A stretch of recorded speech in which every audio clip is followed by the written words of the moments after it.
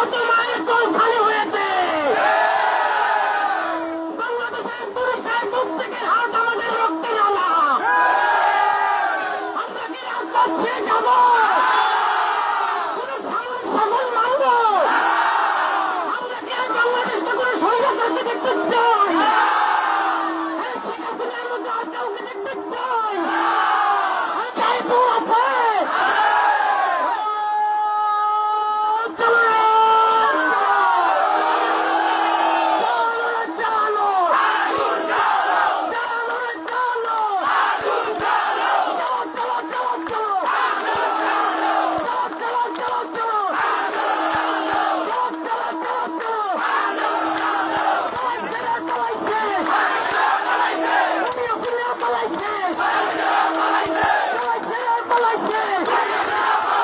অনেকেই আমাদেরকে বলে, ভাই নির্বাচনের পরে কেমনে থাকবেন?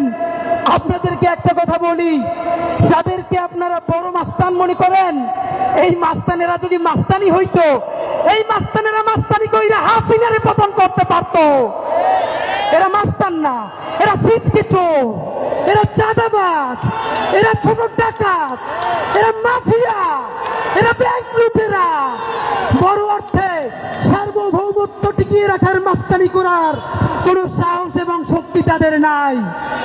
অনেকে আমাদেরকে বলে, অমুক নেতা 15 বছর লড়াই করছে, আর হাতিরা তখন কই ছিল?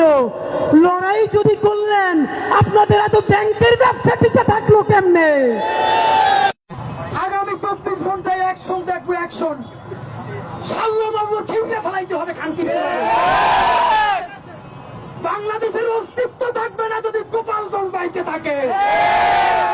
গোপালগঞ্জের প্রত্যেকটা উপজেলা ভাগ কইরা পাশে মাদারীপুর, ফরিদপুর, প্রত্যেকটা জেলার সাথে অ্যাটাচ করে দেওয়া লাগবে।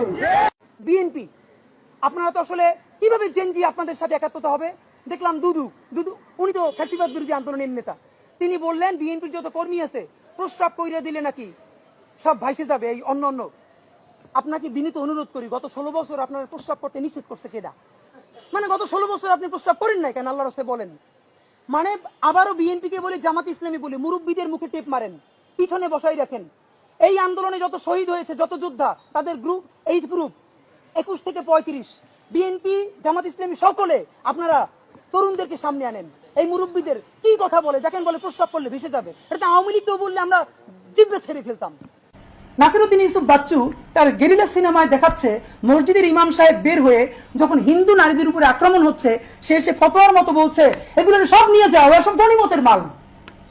বাংলাদেশের কোন এক্সট্রিমিস্ট মৌলবাদী হুজুরও আপনারা নাম ধরে বলতে পারবেন যে হিন্দু মহিলাদেরকে গনিমতের মাল বলেছে? মানে তাদেরকে ধর্ষণ করা যাবে, তাদেরকে রেপ যাচ্ছে তাই করা যাবে, কে বলেছে? এটা তো সিনেমা। তো সেই সিনেমা হবে না, আপনি কিভাবে আটকাবেন?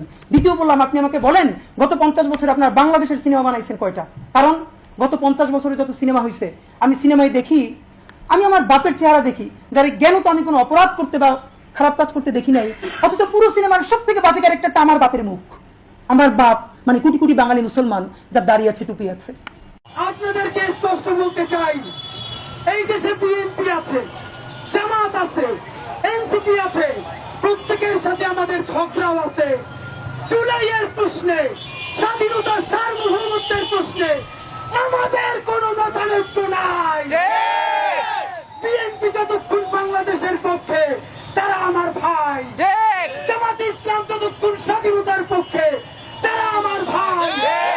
এনসিপির ভাইরা, আমার জুলাইয়ের যোদ্ধারা যতক্ষণ পর্যন্ত সততার সাথে ইনসাফের পক্ষে তারাই থাকবে, আমার হাসনাতেরা ততক্ষণ জন্য জীবন দিয়ে ওদের জন্য লড়বো।